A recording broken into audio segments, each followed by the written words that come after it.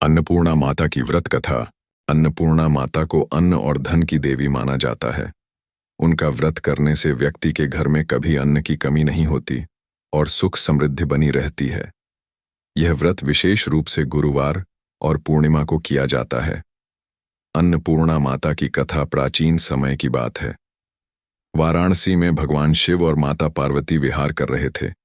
तभी भगवान शिव ने माता पार्वती से कहा, हे देवी, यह संपूर्ण संसार माया का एक रूप है और यह सब मिथ्या है। यह सुनकर माता पार्वती को आश्चर्य हुआ। उन्होंने कहा, प्रभु, यदि यह संसार मिथ्या है तो जीवों का जीवन कैसे चलता है? अन्न के बिना संसार कैसे जीवित रह सकता है? भगवान शिव बोले, यह सब मेरी लीला है। बिना अन्न के भी संसार चल सकता है। माता पार्वती ने यह सुनकर विचार किया कि यदि अन्न का संकट उत्पन्न हो जाए तो शिवजी की यह मिथ्या बात प्रमाणित हो जाएगी। उन्होंने अपनी माया से समस्त संसार से अन्न को विलुप्त कर दिया। अन्न के अभाव में लोग भूख से त्राहि त्राहि करने लगे।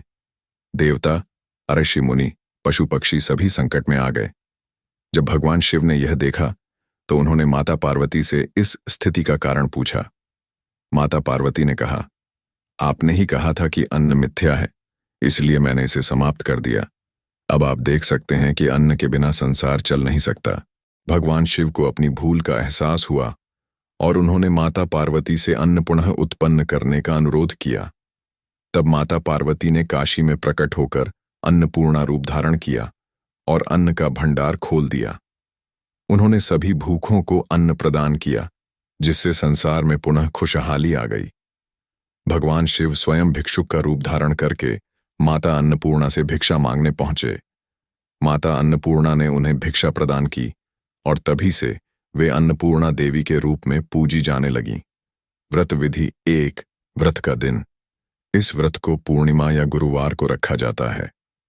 2, स्नान और संकल्प। सुबह जल्दी उठकर स्नान करें और व्रत का संकल्प लें। 3, माता अन्नपूर्णा की पूजा।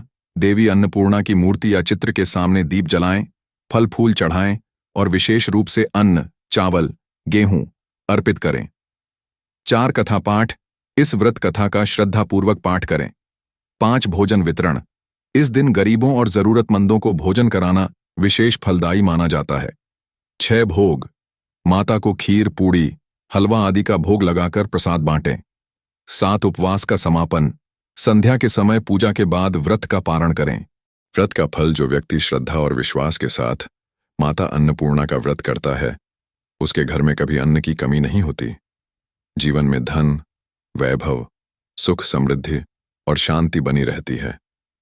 उपसंहार। अन्नपूर्णा माता का व्रत करने से न केवल अन्न की समृद्धि होती है, बल्कि व्यक्ति के जीवन में आध्यात्मिक उन्नति भी होती है। यह व्रत विशेष रूप से गृहस्थ व्यक्तियों के लिए अत्यंत लाभकारी माना जाता है। धन्यवाद दोस्तों, आपने हमारे साथ भक्तिविद अंक पर समय बिताया, इसके लिए हम आपके आभारी हैं। अगर आपको हमारा वीडियो पसंद आया हो तो इसे लाइक करें, अपने दोस्तों और परिवार के साथ शेयर करें और चैनल को सब्सक्राइब करना न भूलें। साथ ही बेल आइकन दबाएं ताकि आपको हमारे नए वीडियो की सूचना सबसे पहले मिले। अपनी राय और सुझाव कमेंट सेक्शन में जरूर साझा करें, क्योंकि आपका सहयोग ही हमारी प्रेरणा है। अगले वीडियो में फिर मिलते हैं भक्ति और आध्यात्मिकता की एक नई यात्रा के साथ। जय माता अन्नपूर्णा।